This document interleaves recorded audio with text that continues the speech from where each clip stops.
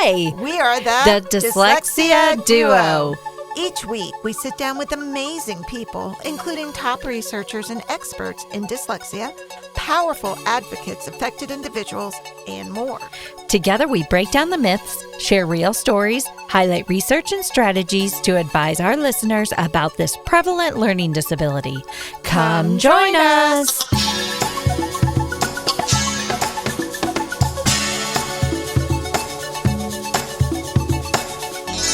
Hey, Melissa. Hey, Aimee. Guess what's coming up? Well, I know that October's coming up, which can mean Dyslexia Awareness Month. Yay! And it's not just a Texas thing, y'all. This is world awareness, right? And we're worldwide, so we need to make sure people understand this. That's right. That's right. So I'm on social media quite a bit, unfortunately, where I get the bulk of my news. But I've seen people in certain groups that are dyslexia therapists or practitioners or dyslexia teachers or even parents say, how can we promote awareness about dyslexia? So Melissa and I kind of made a list of ways that you can do it. So what do you think? What number one on the list? Well, I would think that we need to make sure everybody knows that the World Awareness Day is October 8th. Yes, it is October 8th for sure. And then what's the famous color for dyslexia? Famous color? Yes. There is a color associated with dyslexia. Famous. It's red. Wear red for dyslexia awareness. Now, Aimee, do you know why it's red? I have a suspicion, but do you know why it's red? I don't know. Why is it red? I wonder if it's red because it's indicating the red of the ink of things that they used to get wrong. Oh, good idea. No, I don't know. Maybe. I don't know that for a fact either, but maybe we could ask at the International Dyslexia Association meeting when we're there in October. Who are we going to ask there? We can ask one of the big wigs there. I mean, we're going to ask, just take a poll. Why do you think it's red? Okay, next. Why do you think it's red? Okay, next. That's a great idea, Aimee. That's a great idea. We'll do that at every little podcast. That's our opening question. And we're there in October, so go figure. That's a good timing on everybody's part.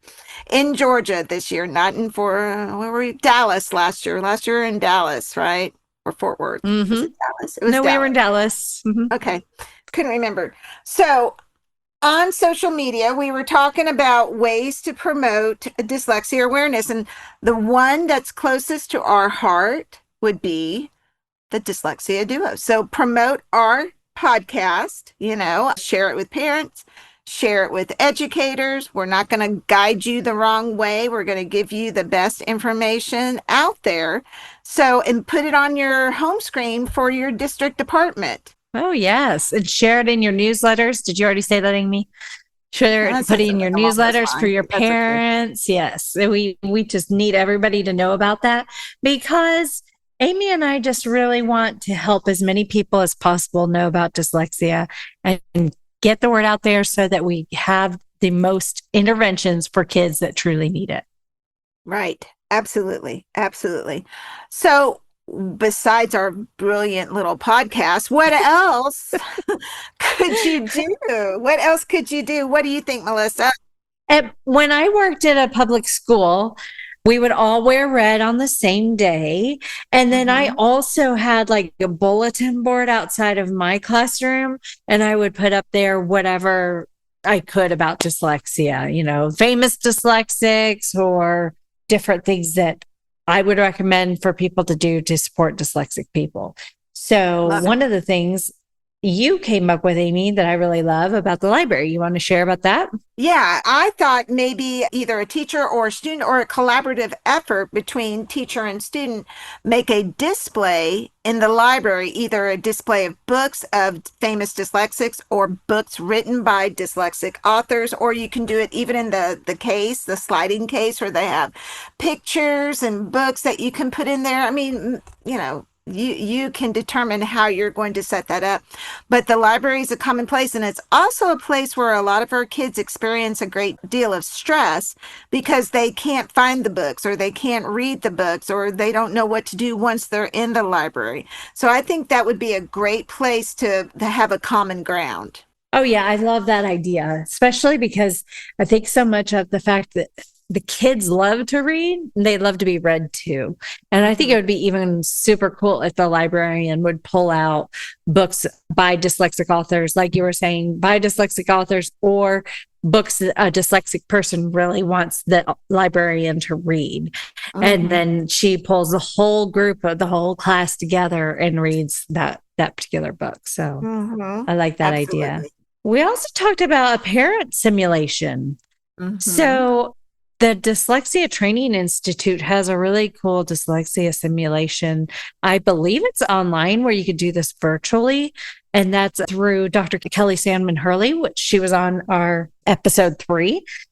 She has the simulation. There's also schools, I know in the district in which I live, they have dyslexia simulation kits, and they will put on these simulations sometimes. So if a parent has heard of something like that, maybe they can inquire from their dyslexia specialist or from their school if there is something like that available to them. So yeah, I think a lot of districts use the simulation from IDA, California. And that's the one where they're going on a field trip to the underwater, whatever, and they're listening for things in their elements that they have to write down. And it's not necessarily exactly what a dyslexic student encounters with their dyslexia, but it's the frustration that ensues with some of these simulations.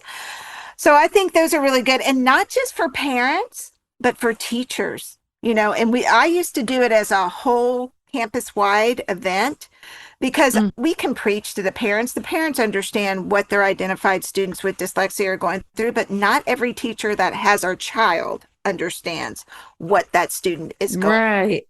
So I think it's important to do that on a campus level as well. Also, thinking about when you walk into a school, they have the TVs that do the slideshow. You could also do a fact or myth quiz about dyslexia. Just create a few slides, send it to your campus secretary or whoever manages the slideshow for the front of the school, and have just fact or myth. Let's do a couple right now. Fact or myth. More boys than girls are identified with dyslexia. Is that a fact or a myth? That's a myth, Aimee. It's a myth. How do you know? No, you do know. You're right.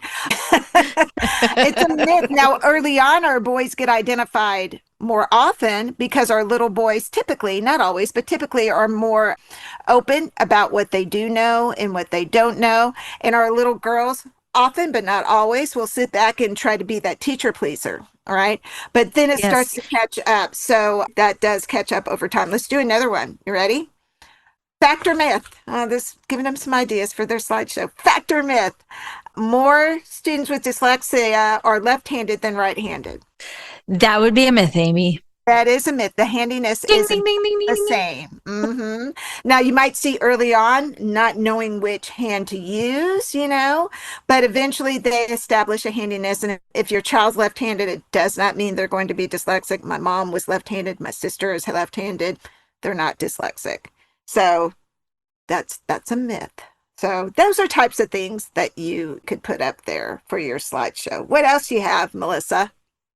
That's a great idea, Aimee. And, going on the whole slideshow bit, I think it would also be very cool to feature on the slideshow maybe a dyslexic person's work. So I know that they can probably share names, but maybe share an artist's rendering.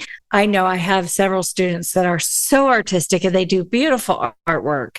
If they could put a picture of their artwork up on this slideshow and just say, this is a dyslexic person's work, and share with them maybe what age they are or something like that, so that you can see even at second grade level, they're able to draw like this masterfully. So it's a pretty cool idea, absolutely. I think. Yeah, I think that's great. And definitely now, if you're in Texas, you have to have a parents' night. Maybe October is your month to have your parent night.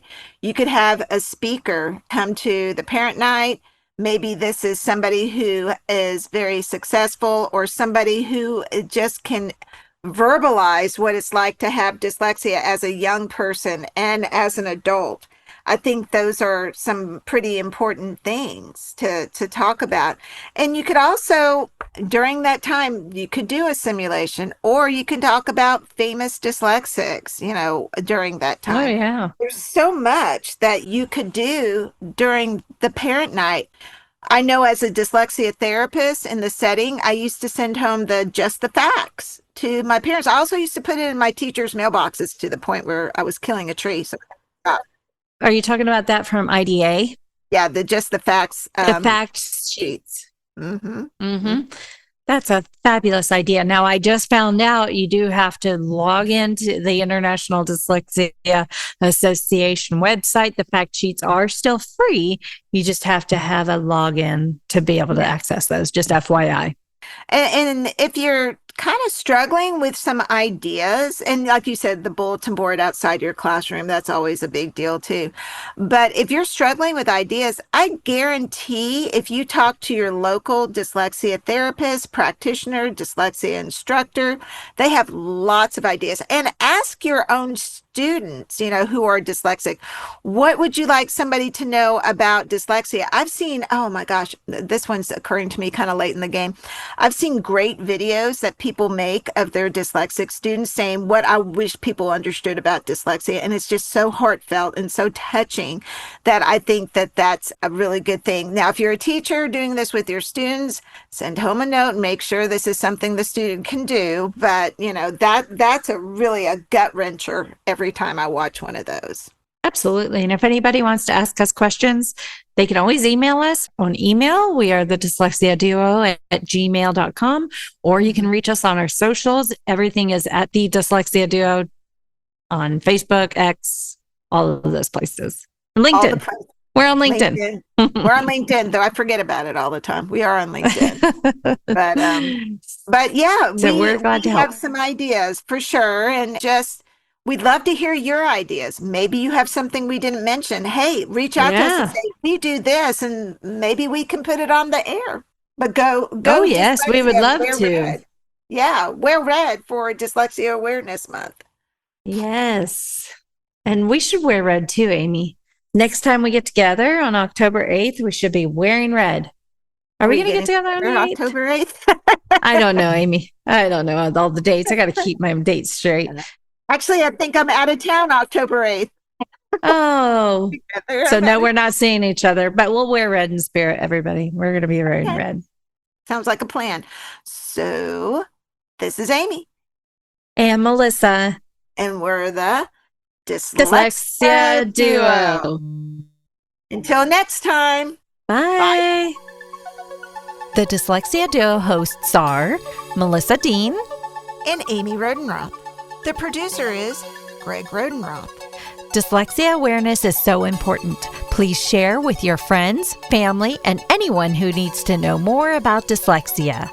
Follow us on Facebook, Instagram, and X at the Dyslexia Duo. Thanks for listening. Bye.